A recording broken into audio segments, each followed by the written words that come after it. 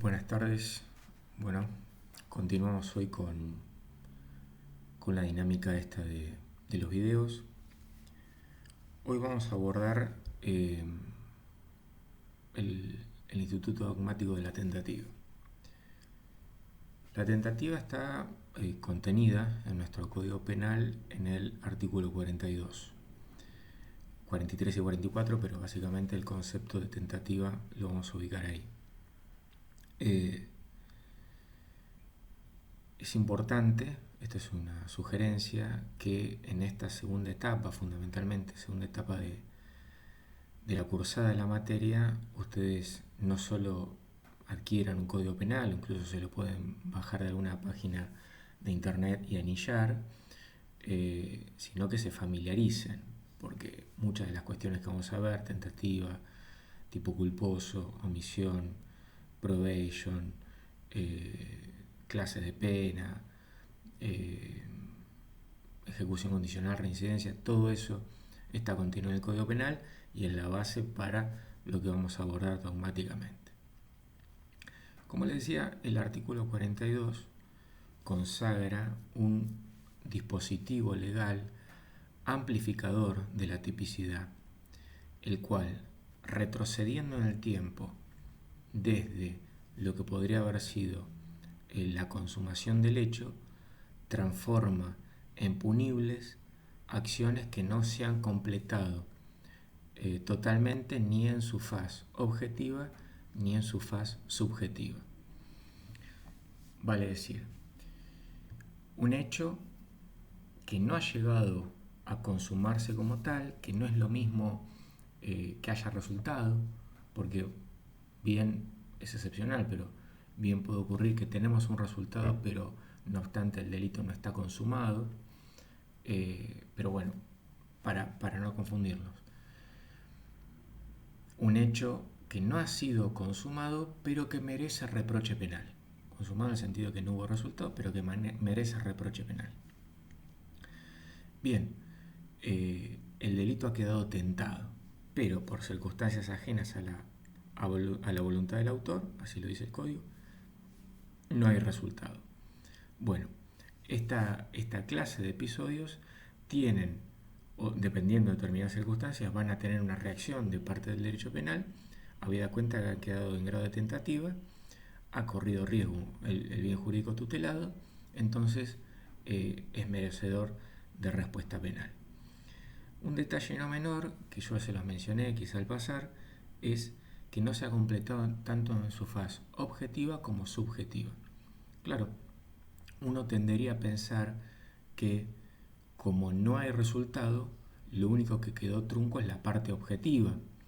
Pero como bien señala Zaffaroni, lo subjetivo va de alguna manera montado en lo objetivo.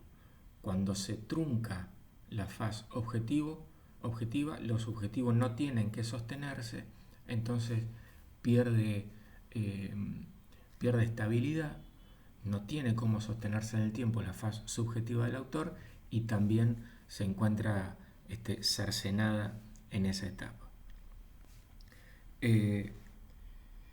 Ustedes recordarán que hay tipos penales que exigen lesión para el bien jurídico tutelado, o sea, son los que habíamos conocido como delitos de lesión, y otros que alcanzan con la puesta en peligro del bien jurídico tutelado. O sea, se castiga al autor por no es necesario la efectiva lesión del bien jurídico, sino que alcanza con la puesta en peligro. Desde la perspectiva del bien jurídico podríamos incluso, trazando un paralelismo, decir que la tentativa sería una especie de tipo de peligro. No lo es, pero digamos para que ustedes se dimensionen.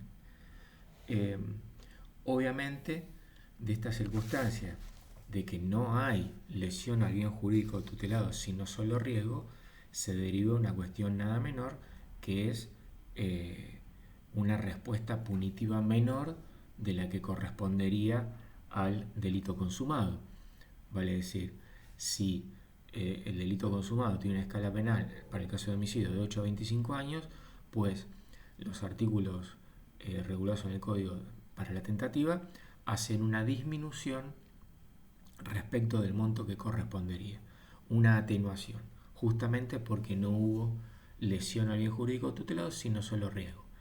Pero justamente por este riesgo es que se aplica sanción. Bien, desde la decisión como producto de la imaginación del autor hasta el agotamiento, que es la última etapa, se desarrolla una línea temporal solo parcialmente exteriorizada que la doctrina ha nominado como iter criminis o camino del crimen, que son las distintas fases o etapas que va atravesando el hecho típico. No es que indefectiblemente en todos los hechos de la realidad que tienen relevancia penal vamos a verificar esta circunstancia, pero se estudian de esta manera para uno poder ir cercenando en el tiempo las distintas etapas que se van desarrollando, estudiándolas y ver si efectivamente hay o podría haber reacción penal. Hay distintos modos de dividir el iter criminis o camino del crimen, depende del autor que ustedes eligen.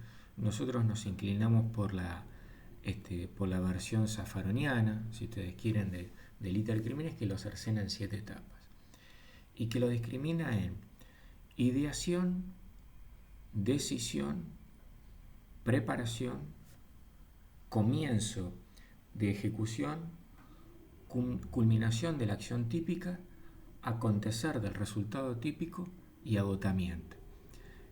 Vamos a ver esta cuestión del agotamiento solo, digamos, la distinción entre consumación y agotamiento solo va a estar presente para determinados tipos penales. Pero bueno, estas son todas las etapas que uno podría eventualmente llegar a verificar en la realización de un hecho típico. A partir de esta discriminación que yo les he hecho, es posible señalar varias cuestiones. Ideación, bueno, justamente, digamos, el autor piensa o está barruntando, evaluando la posibilidad de llevar a cabo un hecho típico. Y después está la decisión, donde se decide por efectivamente llevarlo a cabo. Como ustedes podrán advertir, estas son cuestiones que se suceden en el fuero interno del autor. No se exteriorizan, por lo menos no suelen exteriorizarse, no suelen traducirse en actos materiales. Como tal, se encuentran alcanzadas o protegidas por el artículo 19 de la Constitución, del principio de reserva, que se ha trazado hacia el derecho penal, lo conocemos como el principio de Ulpiano, cogitationis poenam nemo patitur, que es que los pensamientos no se pueden punir. Al no trascender el foro interno, bueno, quedan ahí y si alguien ha alcanzado ese estadio dentro del iter criminis, pues no podrá haber reacción penal. Después ya pasamos a la preparación, a los actos preparatorios. Y aquí, digamos, si bien ya hay una trascendencia al mundo objetivo, tampoco, entiende la doctrina, es pasible de reacción penal, de sanción. Justamente o básicamente porque no hay riesgo para el bien jurídico tutelado. Digamos, esta cuestión es bastante dirimente en materia de tentativa, pues es a partir de ahí donde vamos a empezar a analizar si corresponde o no la reacción penal. Ahora bien, existen situaciones excepcionales a la no punición de los actos preparatorios, que vamos a poder dividir en dos grandes grupos. El primero, o sea, si uno le pregunta, si les preguntamos en el examen, ¿los actos preparatorios se pueden punir? No, por regla no. ¿Hay excepciones? Sí. Dividido en dos grandes grupos. El adelantamiento del ámbito de lo prohibido, vamos a ver que hay determinados artículos del Código Penal que se engloban dentro de esta idea: el adelantamiento del ámbito de lo prohibido. O sea, sabemos que hasta aquí no llega lo prohibido, va a empezar más adelante, pero para determinados tipos penales va a haber un adelantamiento del ámbito de lo prohibido. Y otro método que utiliza la dogmática penal es la tipificación independiente de determinados actos preparatorios. O sea, actos que para otros tipos penales serían preparatorios, el Código Penal decide criminalizarlos.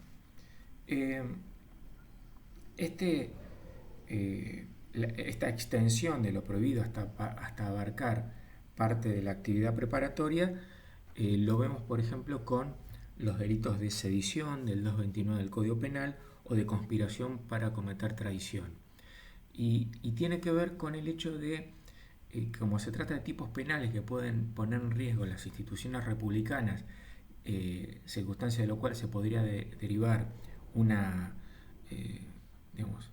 que caiga un Estado, que se derrumbe un sistema democrático republicano y que después no haya reacción posible. Bueno, el derecho penal decide adelantarse y castigar estos claros actos preparatorios, pero que la doctrina ha decidido identificar como tipos penales.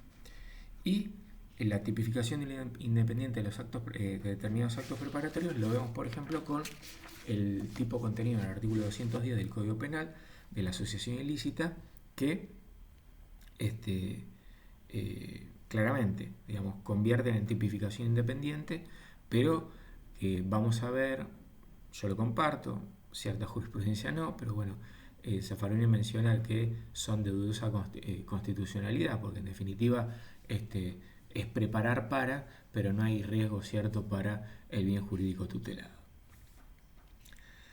Ahora bien, bueno, y como tal, ustedes pueden advertir o recordarán que el derecho penal sacraliza, un derecho penal enmarcado en un Estado de Derecho debería sacralizar el principio de lesividad. Entonces la reacción debería venir de la mano de si efectivamente se verifica una lesividad del bien jurídico tutelado. En estas dos situaciones parece que no es tal.